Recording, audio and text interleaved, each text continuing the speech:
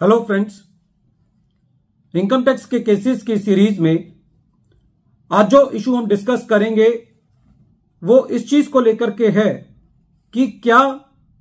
Copyright rights के अंदर या कॉपीराइट आर्टिकल्स के अंदर कोई डिफरेंस होता है।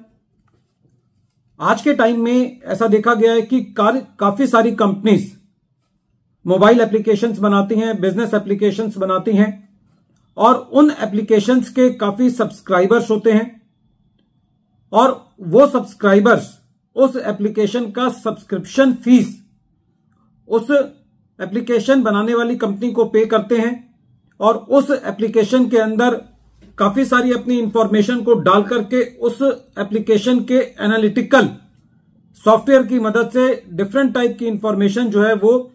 गैदर कर पाते हैं। तो सवाल ये उठता है कि जो कंपनी इन एप्लीकेशंस को डेवलप कर रही है और जो कंपनीज इंडिया के अंदर नहीं है, इंडिया की रेजिडेंट्स नहीं है, तो क्या उनके हाथ में इन एप्लीकेशंस का जो सब्सक्रिप्शन अमाउंट है क्या वो सेक्शन 9 के अंदर या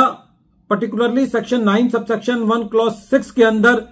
रॉयल्टी की डेफिनेशन में आएगा और वो अमाउंट टैक्सेबल होगा। यही issue honourable Delhi high court ने अपने एक case commissioner of income tax international taxation versus Salesforce Singapore PTE limited के केस में डिसाइड किया। यह केस 465 आईटीआर पेज नंबर 257 पर रिपोर्ट हुआ और इस केस का जजमेंट 14 फरवरी 2024 को आया। प्रेजेंट केस के फैक्ट्स इस तरीके से हैं। इस केस में असेसी एक सिंगापुर का रेजिडेंट है। असेसी ने एक customer relationship management services application बनाई जो कि एक एंटरप्राइज बिजनेस एप्लीकेशन की फॉर्म में है और जो अपने कस्टमर्स को या अपने सब्सक्राइबर्स को यह सुविधा देती है कि वो उसके अंदर अपनी इंफॉर्मेशन को रिकॉर्ड कर पाएं, स्टोर कर पाएं और अपनी बिजनेस स्ट्रेटजीज को फॉर्मुलेट कर पाएं। During the assessment proceedings assessing officer ने पाया कि इस कंपनी को,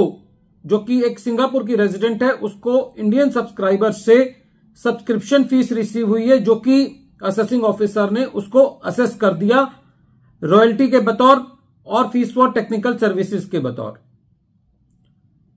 जब ये मैटर ऑलरेडी इस मैटर के अंदर ट्रिब्यूनल से एसएससी को रिलीफ मिल चुका था, लेकिन रेवेन्यू ने दिल्ली हाई कोर्ट के अंदर फर्दर अपील किया और जब मैटर दिल्ली हाई कोर्ट ने सुना तो दिल्ली हाई कोर्ट का यह कहना था कि प्रेजेंट केस के अंदर जो एप्लीकेशन का जो कॉपीराइट है वो कभी भी एसएससी को ट्रांसफर नहीं किया गया और जो उस एप्लीकेशन की सब्सक्रिप्शन का जो अमाउंट है वो एसएससी के हाथ में सेक्शन 9 के अंदर टैक्सेबल नहीं है। दिल्ली हाई कोर्ट का यह भी कहना था कि जो सिंगापुर और इंडिया के बीच में डबल टैक्सेशन अवॉइडेंस एग्रीमेंट है उसका article 12 sub article 4 clause B भी एप्लीकेबल नहीं होता, क्योंकि एसएससी ने कहीं पर भी अपने कस्टमर्स को टेक्निकल नॉलेज, एक्सपीरियंस, स्किल या नो हाउ प्रोवाइड नहीं किया। दिल्ली हाई कोर्ट का यह भी कहना था कि जो प्रेजेंट केस है उसके अंदर जो एसएससी के कस्टमर्स हैं उन्होंने खाली अपनी जो इंफॉर्मेशन है उसको एप्लीकेशन के अंदर रिकॉर्ड किया। उनके पास खाली ये अधिकार था कि वो उस एप्लीकेशन को एक्सेस कर पाएं और उसके एनालिटिकल एट्रीब्यूट्स का बेनिफिट लेते हुए उसके सॉफ्टवेयर को यूज कर पाएं। दिल्ली हाई कोर्ट का यह भी कहना था कि प्रेजेंट केस के अंदर जो एप्लीकेशन है उसका कॉपीराइट एसएससी को ट्रांसफर नहीं किया गया है, खाली एक कॉपीराइटेड आर्टिकल्स को इस्तेमाल करने का अधिकार दिया गया है।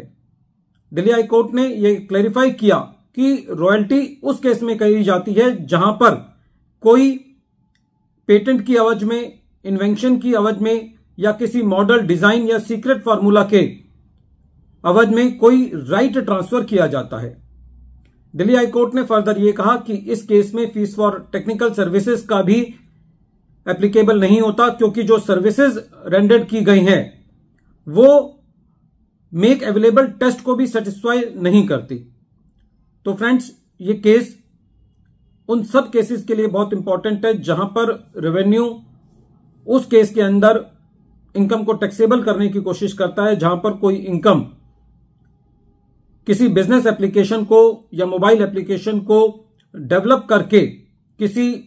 फॉरेन रेजिडेंट को इंडियन कस्टमर से रिसीव होती है, और जहां पर एसएससी कोई कॉपीराइट का राइट ट्रांसफर नहीं कर रहा होता, खाली कॉपीराइटेड आर्टिकल्स को सेल कर रहा होता है। वीडियो के अंत में एक बार फिर मैं केस का नाम रिपीट कर रहा हूं। केस का नाम है commissioner of income tax international taxation versus Salesforce Singapore PTE limited, और ये केस 465 ITR पेज नंबर 257 पर रिपोर्ट हुआ, और इस केस का जजमेंट 14 Feb 2024 को आया। Thank you friends.